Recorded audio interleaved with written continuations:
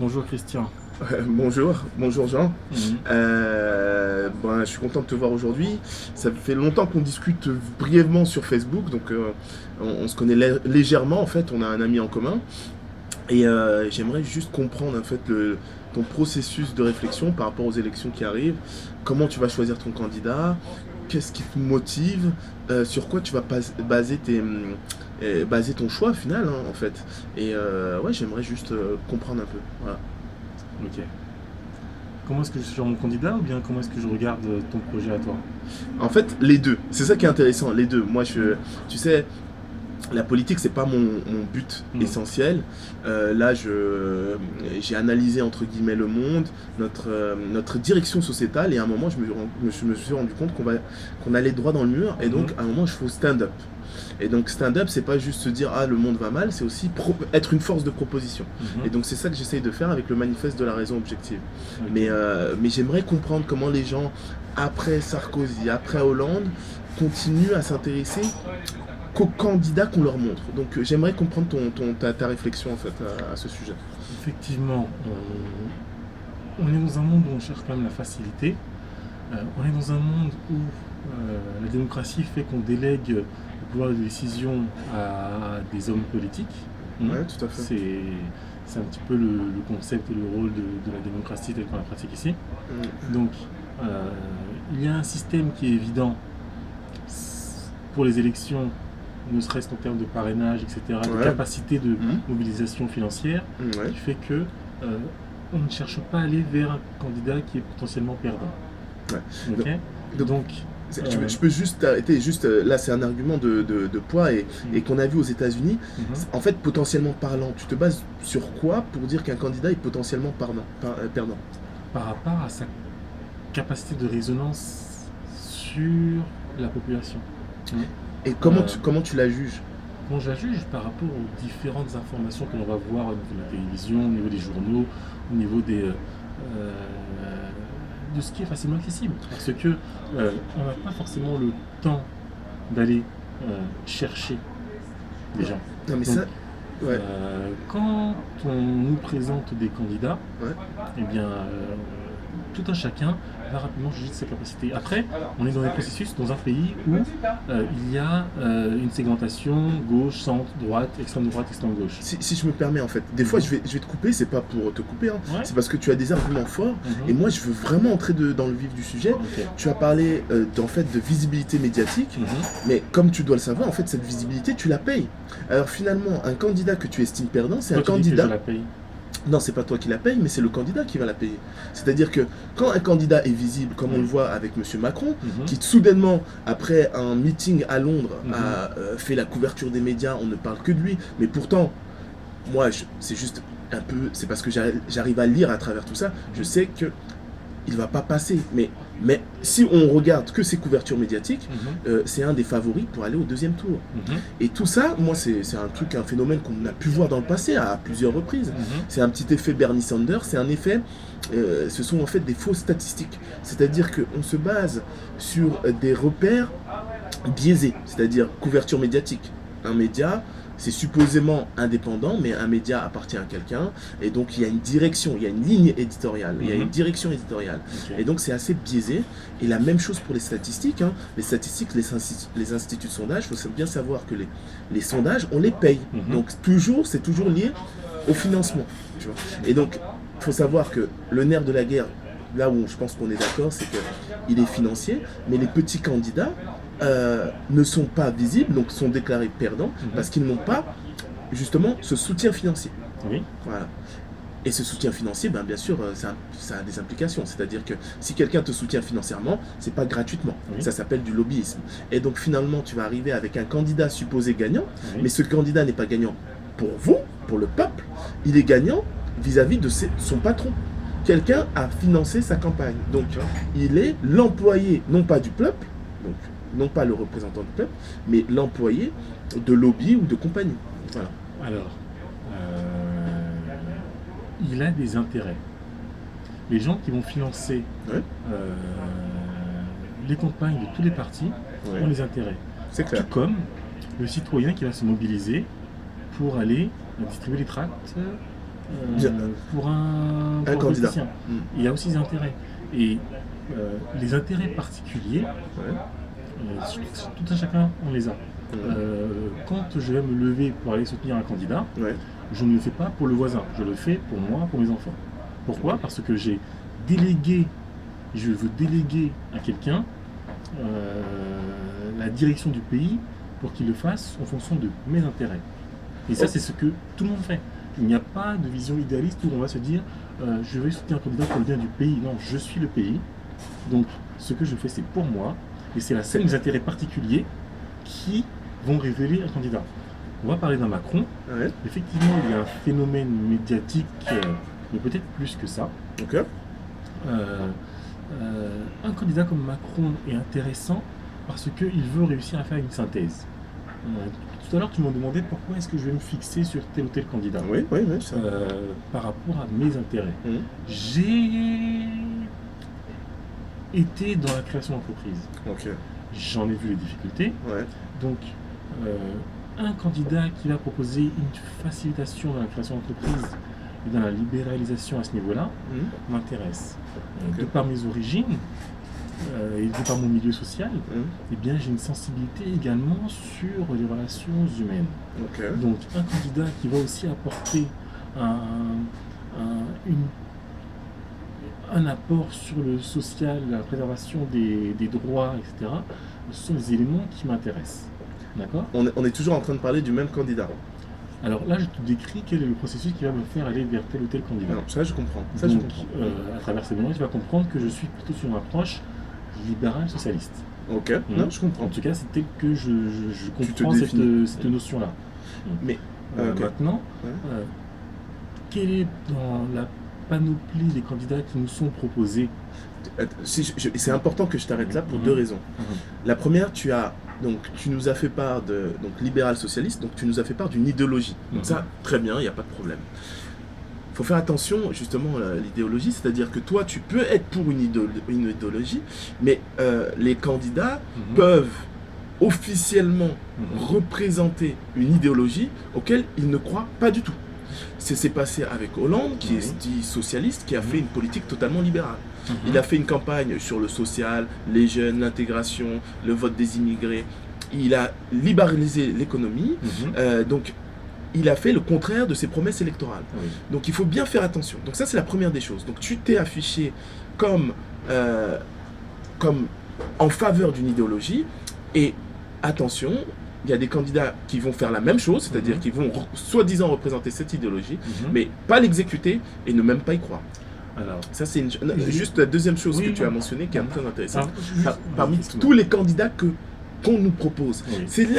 en fait, c'est du passif. C'est-à-dire que tu n'es pas dans l'action d'aller chercher le candidat Mhm. qu'on nous propose. C'est Oui. là le problème. Alors, oui, Mais allons-y. Je Euh, laisse répondre. sur le premier point, Ouais.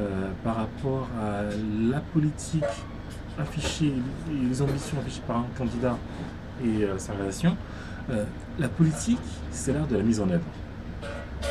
De la mise en œuvre ou de la mise en scène? Parce que pour moi, un politicien, c'est un acteur. Mais Non. mise en œuvre, vas-y, je te laisse t'exprimer. Alors, Qu'entends-tu par mise en œuvre? En œuvre de quoi? l'art de la politique, c'est l'art de la mise en œuvre, c'est-à-dire l'art de mettre en œuvre les actions que l'on veut faire. Et ça demande de connaître l'organisation du pays, ça demande de connaître les différents rouages du pays. Parce que tu peux arriver et dire, je veux faire ça, Ouais, ouais. et par les mécanismes du pays, le Ouais. fonctionnement des différentes instances, Ouais, ne pas tu pouvoir le faire. Non, je comprends tout à fait. Un exemple tout simple, un chef d'entreprise, Ouais. Trump, Ouais. arrive, Ouais. dit je vais faire un décret pour X, Y, Z. X, Y, Z pour empêcher les immigrés X, Y, Z.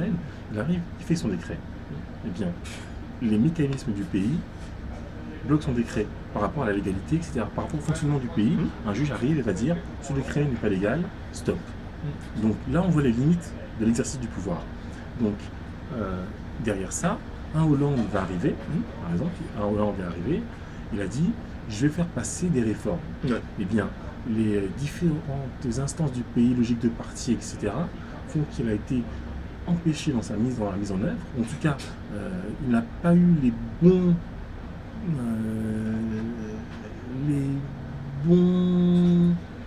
dire ça, il n'a pas fait les bonnes actions qui vont permettre de mettre en œuvre sa politique.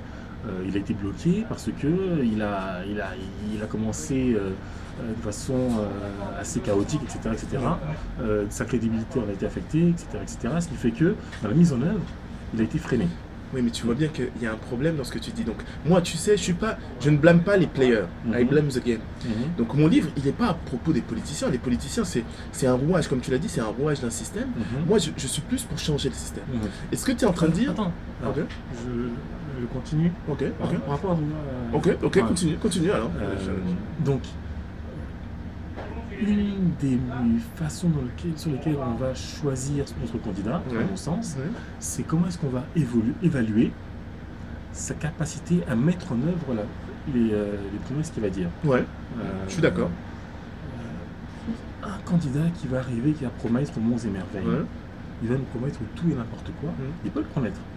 Si c'est un bon orateur, voilà, un bon acteur. Un bon acteur, un bon orateur, mais c'est aussi ça la vie publique, parce qu'il faut convaincre les gens. Et pour convaincre les gens, eh bien, il y a des mécanismes. Non, je suis tout à fait d'accord. Des mécanismes que tu utilises toi-même. Que tout le monde utilise, tout le monde fait du marketing, je suis tout à fait d'accord. Et encore plus dans cette société de produits, de consommation, eh bien, la politique est un produit qu'il faut savoir vendre. Il faut savoir vendre à différents niveaux. Aux citoyens,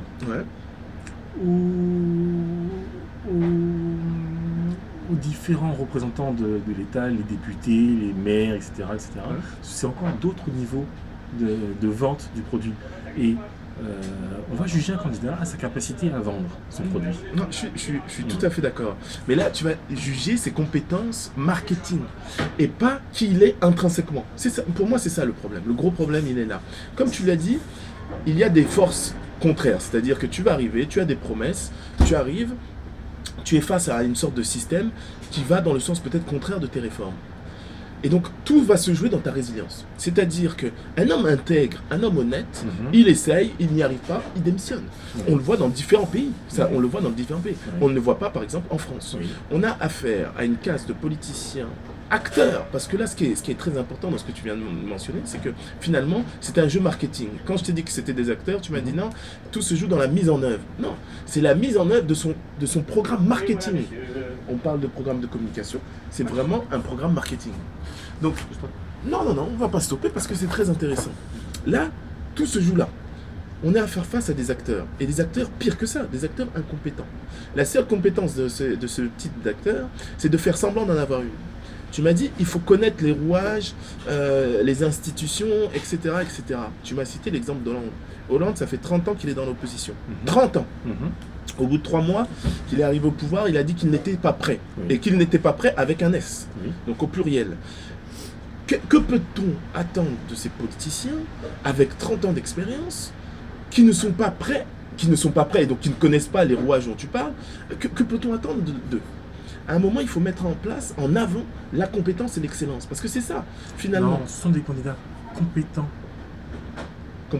Compétents en 2 mots? En un seul mot. Ce sont des candidats compétents dans la capacité à réfléchir, dans la capacité à... sur des problèmes ponctuels. Ce sont quand même des gens qui ont fait des grandes écoles. Non, regarde, on retourne dans une machine. Attends, ok, je vais continuer. Non, je continue. Ce sont des gens qui ont fait des grandes écoles. Donc, sur leur compétence à analyser les problèmes, elle est là. Par contre, allons-y.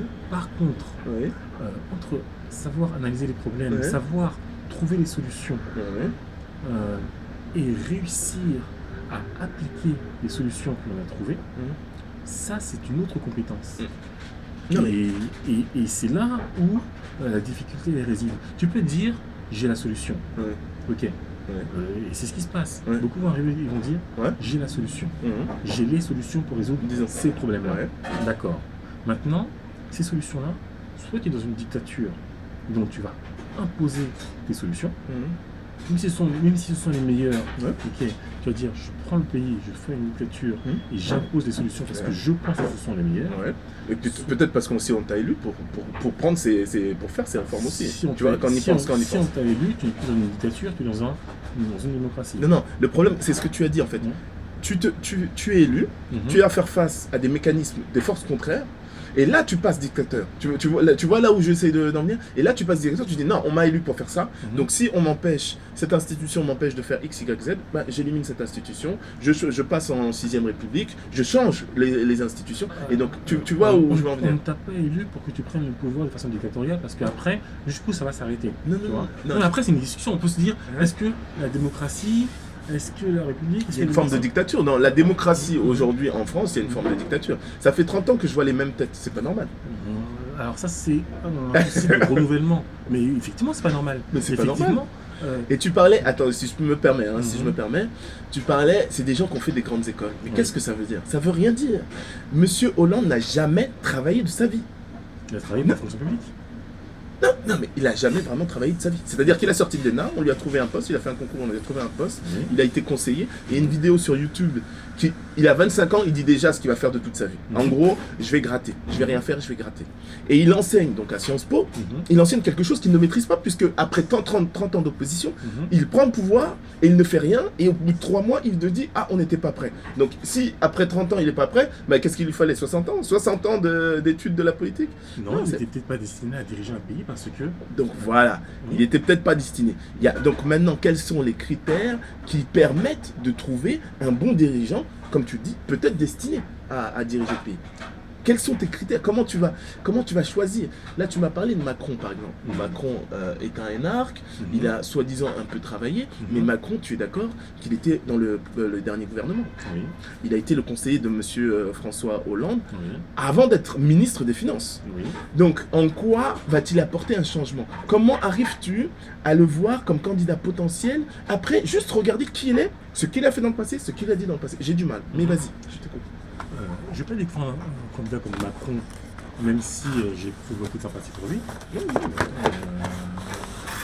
Contrairement à d'autres candidats sur lesquels, un candidat comme Macron, effectivement, je me retrouve beaucoup dans la ligne qu'il peut proposer. Ouais, non, je comprends.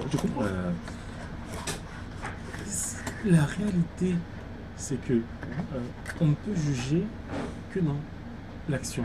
Mais il a été au gouvernement. Il a été conseiller au gouvernement, Et il a été ministre des Finances. il a été ministre des Finances, il a proposé des choses, Oui, il il a en mis en place a des fait. choses, Il en a mis, fait. il en a fait. Et justement, c'est par rapport à ce qu'il a proposé et ce qu'il a fait que je trouve intéressant. Mais bon, on n'est pas là pour défendre. Oui, un candidat spécifique. Un On n'est pas, candidat on n'est pas là spécifique. pour critiquer, mais c'est vrai que Si, c'est on est là pour critiquer aussi. Oui, critiquer, mais pas un candidat spécifique pour moi. Moi, par exemple, Macron, j'ai pas, c'est pas mon ennemi. Je vais pas m'attaquer aux joueurs, mais à tout un système. Mais Quand- quand tu dis système, Oui, c'est vrai que c'est un peu vague. c'est un mot vague que tu utilises souvent, Ouais. mais qui n'a pas de définition. C'est vrai. Qu'est-ce que c'est le système? Bon, c'est vrai que j'ai écrit un livre qui vraiment en parle du fait que bon, on est dans une économie libérale, le capitalisme libéral. Et en gros, ce que j'explique, c'est que on est entraîné dans un cercle vicieux en fait, où finalement, pour un État, il y a 4 cycles. Bon, je vais pas trop en débattre, mais en gros, on est Toi, développé. tu peux en débattre. Non, c'est en fait. Non, il y a 4 cycles en fait. 4 cycles d'un État. On est un pays en voie de développement, enfin un pays pauvre en voie de développement, un pays J'ai développé, écouté ces quatre. un pays développé, un pays en déclin et un pays sous contrainte. Et tu vois, tu en parles sans en parler, mais quand on a localisé ces cycles, eh ben, on réalise que, mais attends, qu'est-ce qui va nous arriver? Ben, moi, je sais ce qui va arriver à la France demain. C'est-à-dire que la Grèce, on est vraiment proche de la Grèce. D'accord. C'est-à-dire un pays sous pression, et là, tu n'as plus le choix de ta direction sociétale. Et donc, c'est pour ça que j'essaie d'intervenir. C'est parce que si on laisse la direction de notre pays à cette même caste qui nous a conduit là où on est, eh ben, on n'arrivera à rien. Et quand je parle de système, oui, je parle de ce cycle. Pour sortir de ce cycle, il faut commencer à changer notre processus de sélection des candidats. Parce qu'il faut quelqu'un, déjà, un recadrage de valeurs de toute la société civile. Quand tu sélectionnes ton candidat, moi c'est mon point de vue, il faut qu'il soit patriote, amoureux de la patrie. T'en as parlé sans en parler. En fait, pour toi, tu choisis un candidat en disant, non, qu'est-ce qu'il va faire pour moi? C'est une question assez logique. Mais à un moment, quand tu as repéré ces 4 cycles, tu sais ce qui va se passer pour ton pays. Et ça va très mal se finir. Et donc, l'idée, c'est que j'amène un candidat qui va casser ce cycle, qui va redonner de la souveraineté et de l'autonomie à ton pays. Mais ça ne peut pas être le cas de dirigeants qui ont acheté leur visibilité. De dirigeants qui, au lieu d'être au service du pays, vont être au service de certains lobbies. Ça ne peut pas être le cas. Là, aujourd'hui, les masques tombent, que ce soit aux États-Unis, on a bien vu la victoire de Donald Trump, mais c'est une claque pour Hillary Clinton. Hillary Clinton, on a vu son vrai visage. Aujourd'hui, on voit le vrai visage de M. Fillon. Alors, il y a plusieurs grilles de lecture d'un phénomène Trump. J'ai la mienne. Non, bien sûr. Et pas forcément liée à une envie de rompre le système. Non, bah non. Parce que si cette envie de rompre le système elle avait été aussi forte, Obama n'aurait pas été élu.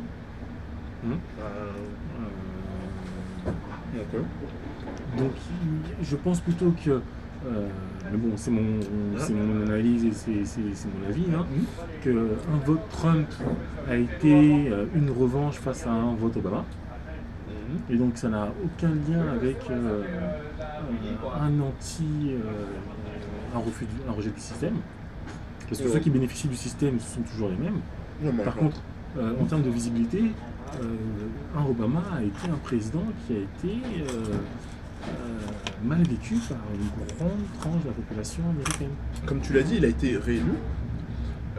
Moi, ce que je dis souvent, c'est que la victoire d'Obama, elle n'est pas si... par rapport à celle de Trump, elle n'est pas... l'impact de celle de Trump, il y a eu beaucoup plus d'impact, l'élection de Donald Trump. Pourquoi ? Parce que elle a enlevé les masques. La politique ne devrait pas être un métier.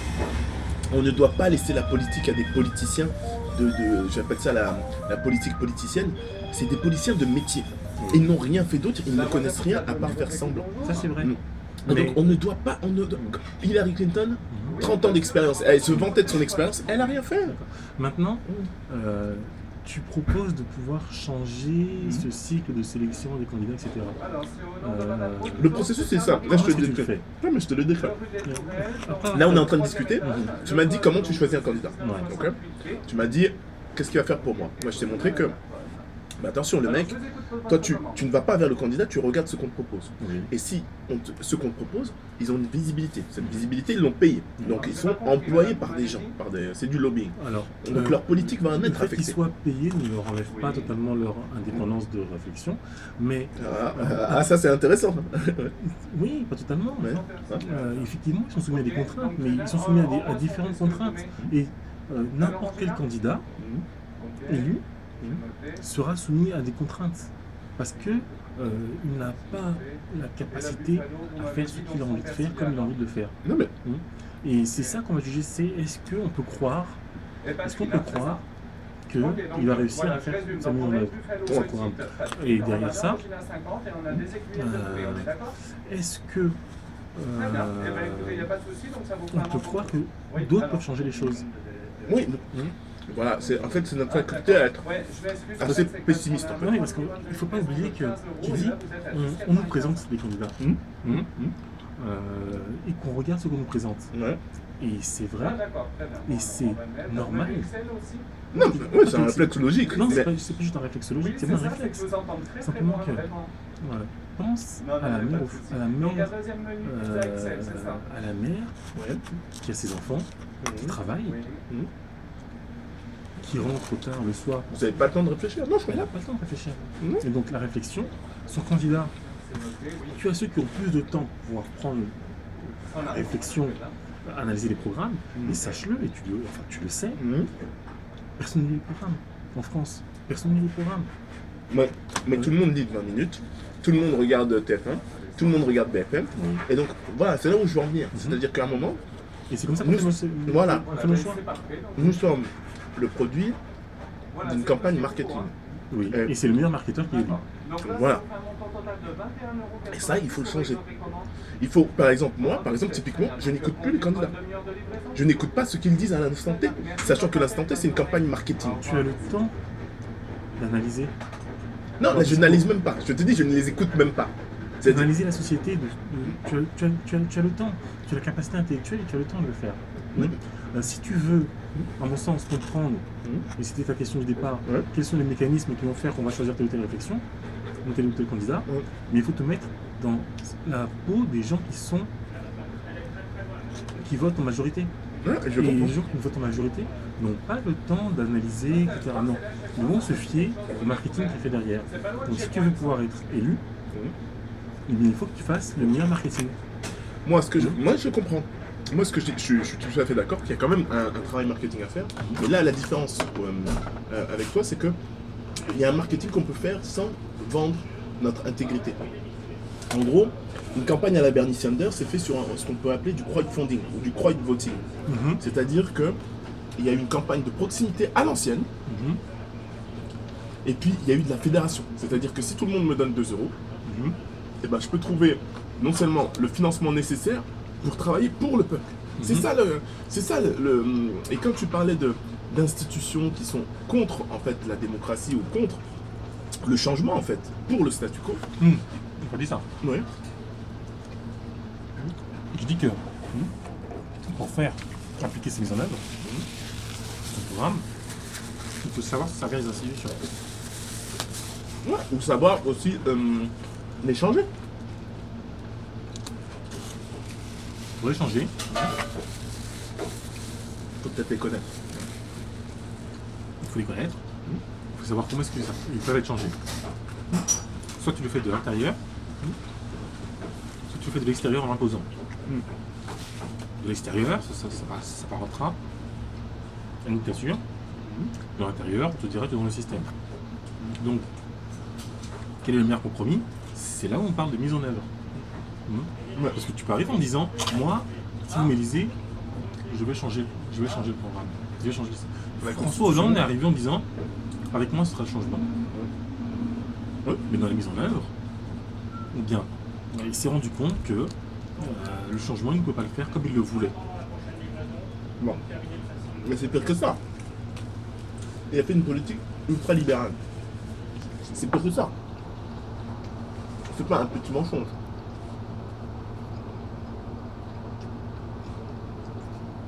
Il est allé très loin. Et là, aujourd'hui, on a un parti socialiste qui est presque inexistant, qui est au bord de l'implosion.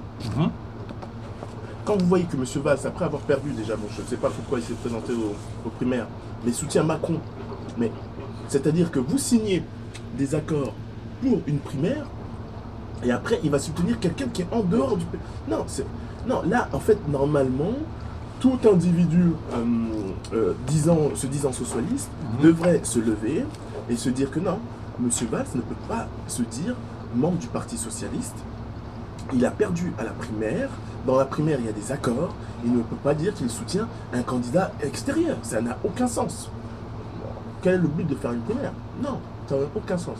Mais bon, toujours est-il que je pense qu'on a mis le point dessus. Il y a tout un côté marketing. Un marketing qui peut coûter cher, mais aujourd'hui, on a les moyens de faire une campagne marketing à des frais raisonnables. La deuxième chose que je tenais aussi à dire, c'est quoi? C'est que tu parlais de dictature.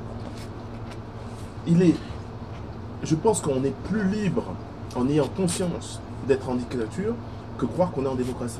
Ça, c'est une première chose. Ça, c'est une vision. Ça, c'est une vision. La deuxième chose, Enfin, c'est ta vision. c'est ma vision même.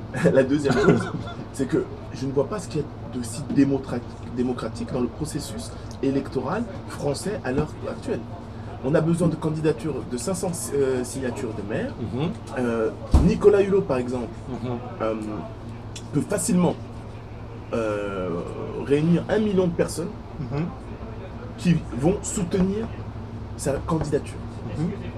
Mais il n'est pas sûr d'avoir ces 500 signatures de maires. Et donc moi je trouve ça, moi je trouve que c'est quand même un déni démocratique. Aujourd'hui, on devrait reprendre le contrôle et arrêter de laisser la politique aux pseudo-politiciens de métier. Il faut passer à autre chose. Et de toute façon, ça va se faire. On le voit très bien. Les candidats dont on a parlé là aujourd'hui, ou même tous ceux qu'on a déjà vus, ces partis institutionnels, eh ben, ils vont disparaître. Ils sont amenés à disparaître. Je sais pas.